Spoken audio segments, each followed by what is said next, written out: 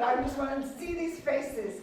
Super grateful you all showed up today. Thank you, thank you, thank you for showing up. Can you look at the person next to you and say, hey, thank you for showing up? Hey, thank you for showing up. Look at the person on the other side of you and say, thank you for showing up. Now the person behind you or in front of you and say, thank you for showing up. Yes, thank you for showing up. Thank you. I'm so happy to show up. Here's the thing, showing up is like the biggest point. Once you show up, everything else is like sprinkles on top of the cupcake because you got in the room. So you showing up today is you taking a stand for your life. You showing up today is you taking a stand for your spiritual authority in the midst of a really full life. So I thank you for that, because when we all take a stand for our spiritual authority in the midst of a really full life, then life continues to unfold magnificently and miraculously.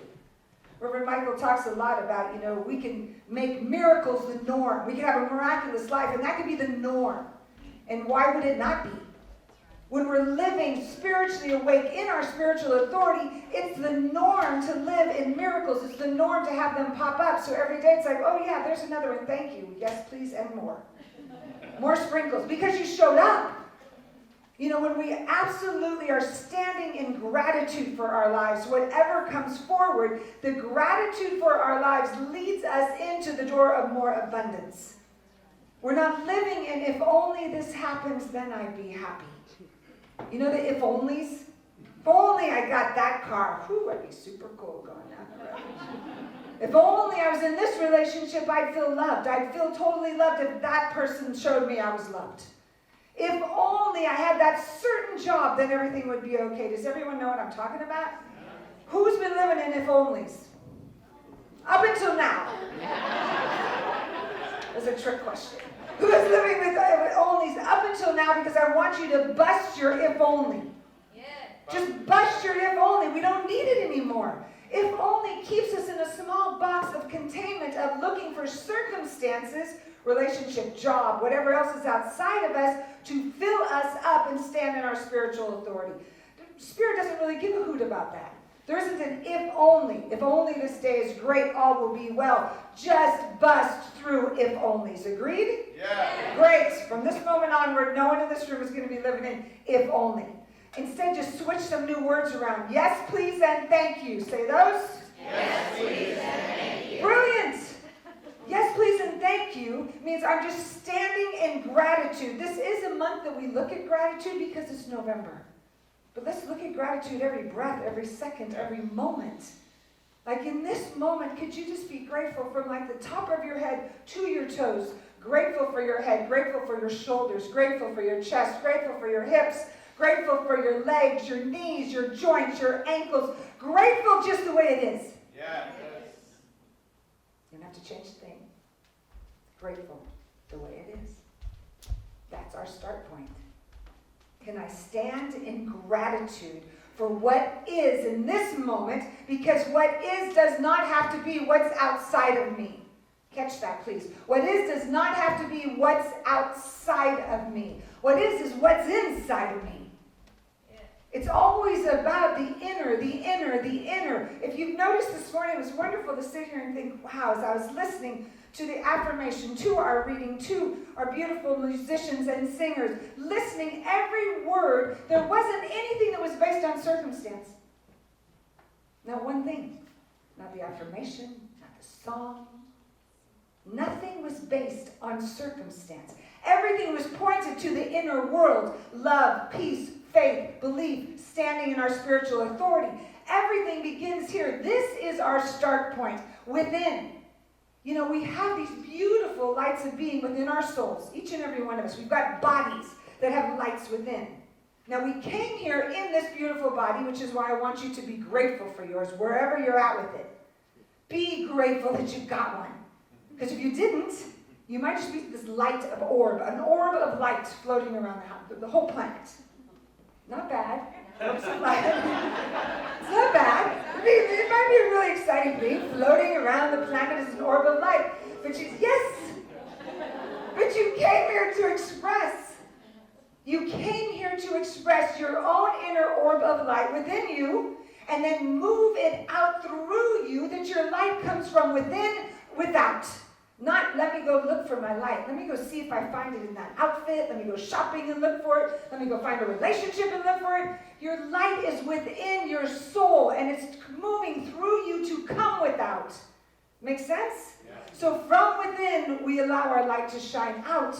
And that is where your gifts get to be delivered. When you're absolutely soaking up your field of consciousness within, then as it is delivered to the world, your light shines brighter than any orb that can even be floating anywhere. Because that light within you is not looking for something. It's absolutely being of service to be delivered. When these two beauties were singing, were they looking for anything, or were they delivering their gifts? They were delivering their gifts. Thank you so much. That's what we get to move and be, is our cultivating the consciousness within our souls at any given moment gets to interest us more than looking outside. It's an inner job, inside job, inside job. So I have to share with you that wonderful Joy said to me this morning, so are you going to tell us how it's going? And I thought of inside job, inside job, inside job. Our consciousness, so yes I am, to answer your question, our consciousness on an inside job. I'm going to tell you a funny story that I want you to relate to an inside job, okay? It's been 1 year since the wonderful fire came rushing through and my home got gobbled up in it. In that year, there's been a lot of inside work, right? So I had the joy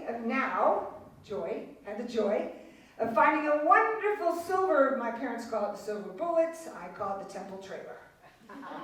Depends what you're pointing to. An Airstream being a temple trailer, silver bullets.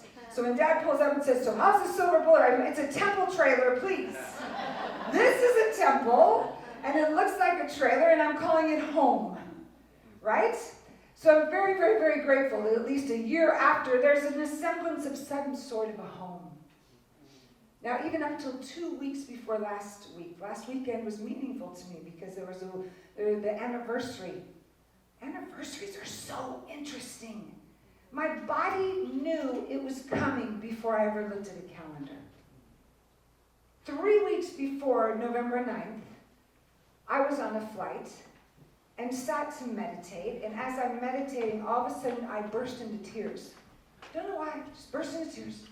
Because my cells were remembering, a year ago you were here and you didn't know that was coming. The next week came. A year ago you were here and you didn't know that was coming.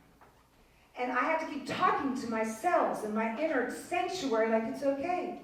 We're okay. You can shed the tears and it's okay.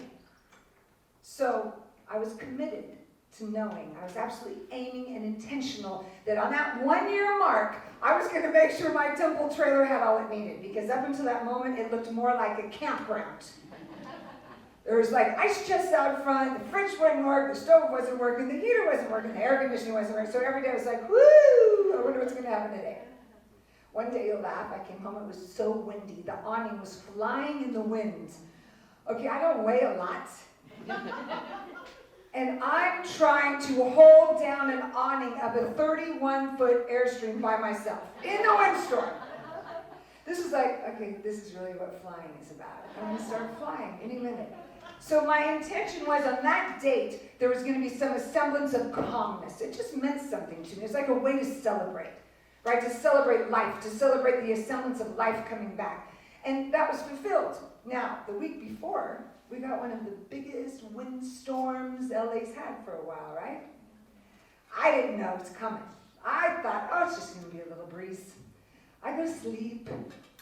About 3 in the morning, that trailer is rocking like I can't even tell you. I felt like I was in a really good ride. And you all know I love roller coasters. But this thing's like boom, boom, boom. And I'm thinking, oh, I'm on the top of a hill.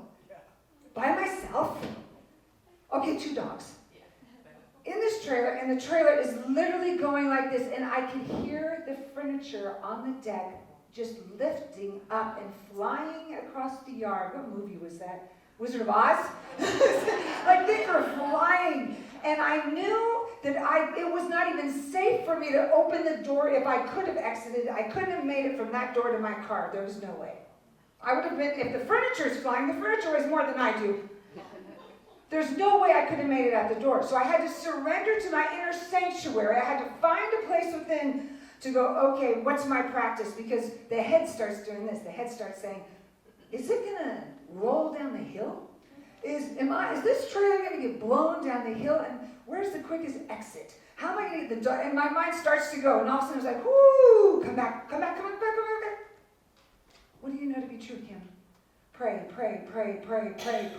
The next thing you know, I was in constant prayer from 3 to 5. 3 to 5 was, okay, just wrapping this trailer with light. Okay, God, you're right here. All is well, all is well. All is moving solid in this moment. We are absolutely just knowing all is well. Somebody's alarm's going on. I'm hoping it's not mine. So, no, mine went for 5 a.m. It's not mine. So in that moment, all I could do was stay in prayer. I chose to stay in my inner sanctuary, my temple trailer. Please take the trailer to the inner sanctuary of what must be done. Am I going to fear? Am I going to who knows what's happening tonight? Or am I going into the inner sanctuary and practicing in the moment of every danger appearing? Are you with me? So our ability to stay in it. The trailer didn't roll. It didn't fall over. Furniture was everywhere, all over the place, but the dogs were still snoring, and I made it through the night. But the point is, if we don't go within, without reacting to the circumstances, I could have easily opened the door, tried to get from that trailer to the car, and would not have made it. That would have been a mess. Because I wouldn't have been able to open the gates to get the car through, because if I'd opened a gate, it slammed shut before the car could make it through. This was a situation of just stay still and hunker down and start praying. The very next day, the news came out and said, the windstorm is going to get twice as much as it was last night. I went, okay, we're packing our bags. We're not evacuating. We are not staying for another rock and roll night. The discernment of what spirit guide me now. And in other words, we must have the opportunity every moment to stand in our spiritual authority. Listen, pray, intend, vision, meditate. Listen to the inner guidance that's guiding us. There is no stop to Spirit's nature of love through you. There's nothing stopping it. There's nothing too big. A shaky night for Spirit was nothing, even though it seemed everything to me. That whatever is moving through you in life right now, you have the opportunity to stand in it and know, in the midst of this, I'm going to absolutely go to my inner sanctuary and practice and know the truth beyond the circumstances. Whether it's health, whether it's business, we first start here.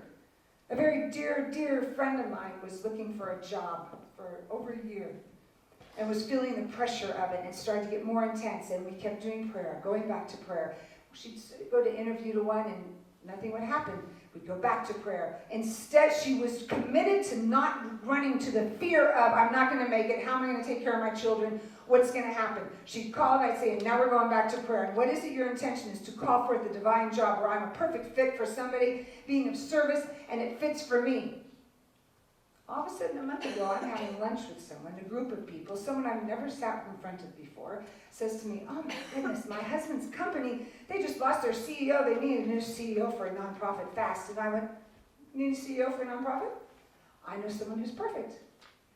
Interview the next day, she's now happily on her new job. They are thrilled. She is thrilled. Something that could not have been seen 6 months ago, a year ago, because if she would have slipped into fear, it wouldn't have shown up. Do you see, you must cultivate the field to receive the miracle. Every prayer is cultivating the field to receive the miracle. Every intention is. Every time we sit to meditate together, we're cultivating a field to allow our light to shine through us so the miraculous has a safe, beautiful, powerful place to land. Are you hearing me? Yes. Because when we're hanging out in fear and circumstantial evidence, we don't know we're doing it, but we're keeping the miracle at arm's length. Because we're not seeing it. We're not seeing the possibility of it. We're slipping into the fear of I'm not enoughness. It's not occurring. When we stand in our gratitude of where we are now and the tools we have, then the plenitude rolls right in. It can't, but not because it's a law. First cause, creation into manifestation. And we get to practice it and live it. Recently, Reverend Michael taught a plenitude course. Did anyone take that? Ooh, it was such a good course, wasn't it? And in it, I caught something. It'll be interesting if you caught this too, because it's always fun to see what you catch in a different class, different individuals in a class. And he was teaching about the laws of plenitude and us living in plenitude, and he came back to forgiveness. Now, I've heard lots of teachers, I've studied it, speak to when we're in a lack situation financially, we always get to look at where's some forgiveness work that needs to be done. Very often, our holding and unforgiveness in our hearts can lead to a lack. We're not preparing for the miracle. Are you with me? So I was listening to him, and the way he described it was this, and it was just brilliant. He said, so if our start point is always that all needs are met, we know that Spirit is fulfilling every need at any given moment. Can we agree to that? It's the unlimited nature of God is fulfilling every need we have at any given moment. Our job is to keep cultivating inner work to receive. Yes? So he said, if we know that our start point is that all needs met, I'm enough. If we have a thought of someone we have not forgiven, ourselves or someone else, whether we think that they owe us an apology, a financial exchange, who knows what. But somebody owes us something because we haven't forgiven them. Are you with me? So right there we slip into a positioning of we are owed something. The second we are owed something, we're in lack. The second we think you owe me an apology or you owe me that job or that you owe me respect, anything, we put ourselves in a positioning of lack. So right there we constricted that channel to Spirit that brings us all unlimited nature that we always have all we need at any given moment because we've just constricted into lack because somebody owes us something. Doesn't that make sense? Yeah. And when he said it, I thought, okay, I've heard forgiveness teachings in so many ways, but this one just landed on a different place for me. Like, if we believe on any place within us that we are owed anything, we put ourselves into lack, and then our inner sanctuary is not going to receive the good that we desire. So we're in direct conflict, and we don't even know it. This is why it's imperative for us to do our own spiritual work every single moment of every single day. Because when we are on our spiritual path, cultivating a consciousness that is rich and deep, we are preparing for the good to land. We aren't thinking anyone owes us anything. Doesn't mean that there may not be a situation where we feel hurt, harmed, sad. Our job is to clean that up. To clean up our side of the street of what do I know to be true now? What do I get to clean up within me so I can receive more? Because if we believe someone owes us, we're not trusting the divine presence to bring us all we need. I want you to hear that. If we believe someone owes us, we're not allowing the divine presence to bring us all we need. Your job is to keep allowing your rich, beautiful consciousness, your inner sanctuary inside your body temple to illuminate light to receive more good. With every breath to receive with a grateful heart, to know that the plenitude is absolutely it's by just a law of nature, a law of spirit. To be in full magnitude of life, we get to stand in the plenitude of what's given and be open to say yes and thank you to more, correct? Yes and thank you, please. Absolutely. And anytime something comes up in our body that's telling us like, oh, I've got a hurt, I've got a resentment, that wasn't fair. I had a wonderful client that was with me. It's been a few months, and a couple came to see me. And he would look at me, he was hurt. They were both hurt for different fronts. And he looked at me and he kept saying, would you just tell her, you've got to tell her how she did this to me. You've got to tell her how she did that to me. And I've got to be right. And I looked at him, I said, and I'm going to ask you to keep coming back to clean up your side. I'm not going to tell someone something. I'm asking you to go within. Shine your light so brightly that your healing gets to communicate where you were hurt, not from expectation that you need to be wrong, more from understanding of where can we heal. Does that make sense?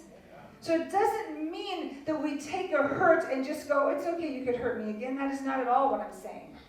I'm saying we must clean up our side. We must look at what is my inner work to do. So he may not have liked it when I looked at him and said, I'm going to bring you back to you. I'm going to bring you back to you. What gets to go on within you right now? What practice must occur within you to heal that hurt, to communicate calmly, and to absolutely take responsibility for your side of the street? We are here to clean our inner sanctuary at all times. We are here to stand in this field of consciousness. You are a body of consciousness in a physical body that gets to shine bright today. A body of consciousness. That's who you are. And your ability to keep cultivating your consciousness, being so interested in cultivating your consciousness that it leads you to the light as you are the light to receive more good. Is this making sense? We have this wonderful ability so that gratitude isn't just for this beautiful month, it's for life. To be grateful for the existence of life, so we're standing in the plenitude because we see it. Our perception widens. You're in gratitude, your perception widens. I want to read you some beautiful quotes on gratitude because I just don't think we could ever be grateful enough because there's so much to be grateful for. Anthony Robbins says, when you are grateful, fear disappears and abundance appears. That's good. Everybody get that one?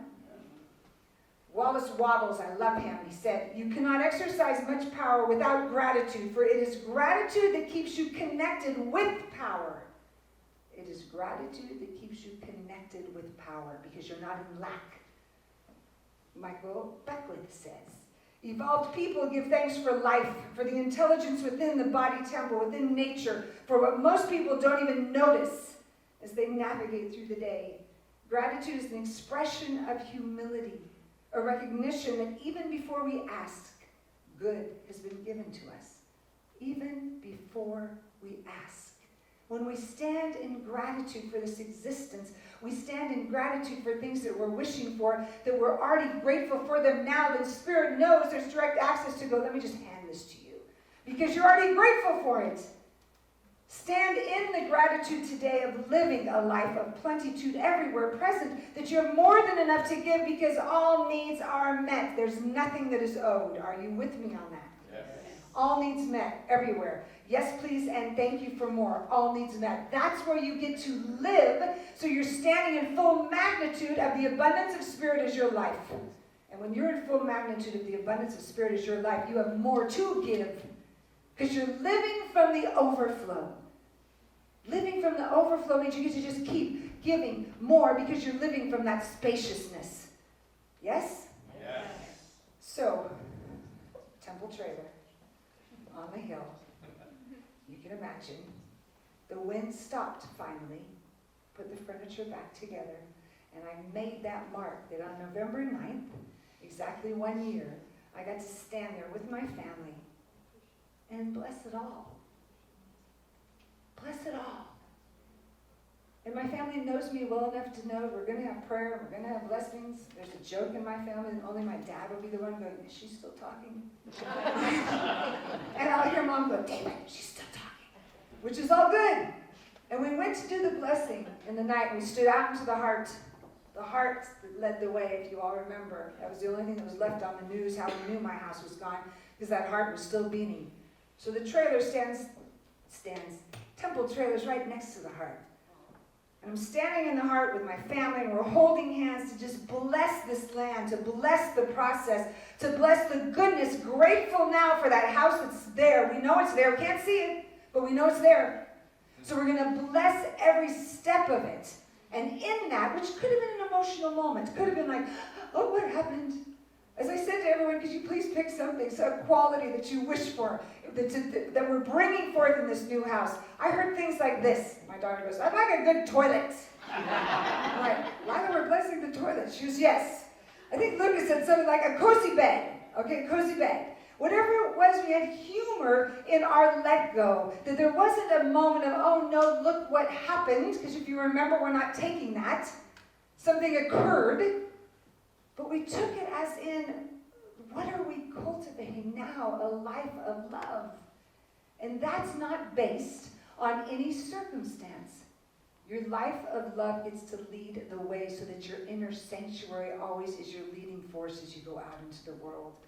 So I bless you with a knowledge and a willingness to continue to say yes to allow the inner world to lead you into the circumstances that you create in life based on what is being cultivated in your consciousness, from abundance, overflow, to allowing the full magnitude of life to be yours, okay? We're in agreement? Yes. So what are the words we're living at now that aren't to do with not enoughness? What are we living in? Yes, please, and thank you. Let us pray on that, please. Oh, boy, life is good. Oh, how sweet it is to be present, to truly be present, to stand in this moment, this beautiful, precious moment, to know that our inside work, our inside job is all spirit, just amplifying our inner field of consciousness so that our gifts of giving are truly authentic and pure. I bless this day. I bless the God consciousness that lives in each and every one of us in our unique way. That we are lights illuminating the planet, and just as Soul Center OC is illuminating Orange County, we are all illuminating our lives in the world we live in. For our inside job is to shine. So I bless our willingness to say yes and thank you. I bless our open field of gratitude that we live in, know that we are grateful beings. That we are owed nothing, we stand with spiritual authority and know that all needs are met now. I bless this beautiful congregation and know that all health needs are met, that right where prayers are, we are lifting them up, that there's miracles occurring in the body temples before me. I know that all financial needs are met here and now, that we are open and receptive to unlimited financial wealth, prosperity to give, to receive. I open and accept right here and now the divine harmony in all relationships, love and overflow, that we truly, truly accept that divine essence of God as our communication, as our love, as our heartbeat. That soul center is a blessing of light that we come to be together and remember who we are. I bless those that may not be in the room with us this day, but our community. I bless our community. I bless our world. And I know that the light of this room moves out, wraps around the world, so peace exists, more tangible because we're together. Love illuminates with more feeling because we're together. We stand in gratitude in the light as a united front of love. And for this I am grateful. I trust and I let go, for there's nothing to hold on to. I simply let it be. And so it is. Amen. Oh, thank you all. Thank you, thank you, thank you all. Yes. So blessed to look at all of you. Thank you for being the illumination right here. Thank you, thank you. I'm so grateful. So grateful. Thank you, band. I am going to remember today. May I please have the baskets up front so that it's our tithing time. I want you to really know that living from the overflow, as we are gifting our spiritual community, we're gifting all the details of Soul Center. As we gift, we are blessing. That absolutely we're coming from an overflow everywhere, so that our tithes are just places of a law of circulation, circulating more love into the world. So I bless us all as we are reaching deep and expansive, and I just bless you in your givingness.